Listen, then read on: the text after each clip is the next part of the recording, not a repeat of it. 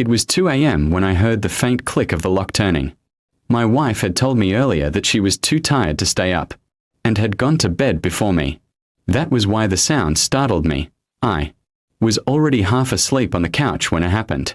The door creaked open softly, and then I heard her whisper in the dark, "He won't notice." My heart froze in my chest. Then came the sound I'll never forget, a man's voice replying. Low but clear, "Good. Let's go quietly." I didn't move at first, my mind scrambling to understand what was happening. My wife was supposed to be asleep inside our bedroom, yet here she was sneaking in with another man.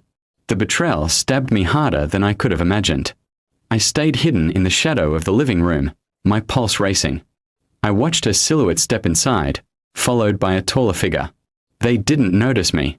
They were too focused on one another. She set her shoes down softly and reached for his hand.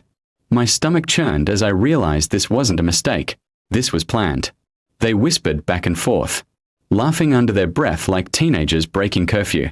Every small sound hit me like thunder in my ears. I clenched my fists, torn between storming out right then or waiting to see how far she would take it.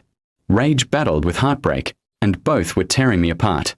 The man leaned close, brushing her hair back. "He's asleep, right?" he asked. She nodded quickly, whispering, "Yes, he never pays attention at this hour." That was the moment my anger outweighed my pain. How many times had I trusted her when she said she loved me? How many nights had she lied so easily? I stepped out from the shadows, and the sight of their faces was almost satisfying. My wife gasped, stumbling back, her hand still caught in his.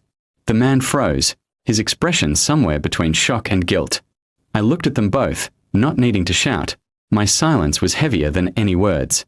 Finally, I spoke, my voice steady though my hand shook. "So this is what you do when I'm not supposed to notice." She opened her mouth to explain, but the excuses died before they even formed. She knew there was nothing she could say that would erase what I had just witnessed. The man tried to step forward, muttering something about leaving, but I stopped him with a glare. "Get out," I said sharply. "You don't belong here." He hesitated only a second before walking quickly toward the door, avoiding eye contact as he slipped out into the night. The silence that followed was crushing. My wife reached for me, her face pale with fear. "Please, let me explain," she begged. But I shook my head, pulling away from her touch. "Explain what? That you've been lying to me? That you thought I was too blind to see?" Each word broke something inside me, yet I refused to let her see me crumble. She started crying, pleading, telling me it was a mistake, that she didn't mean for it to happen. But her whispers with him had already told me the truth. It wasn't the first time, and it wouldn't have been the last. Her betrayal had been carefully hidden, until tonight when her own arrogance exposed her. I walked past her into the bedroom, gathering a small bag of clothes.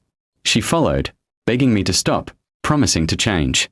But the sound of that man's voice echoing in my ears told me that promises were worthless now.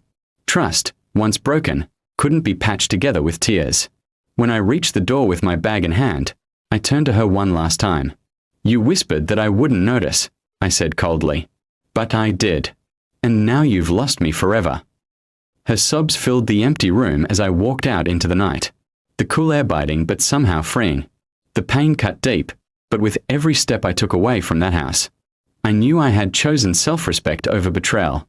She thought she could deceive me in silence, but the truth always finds a way out. And though I had lost a wife, I had gained clarity. I deserved better than lies whispered at 2 a.m. And as I walked further into the darkness, I realized this ending was not my downfall but my beginning.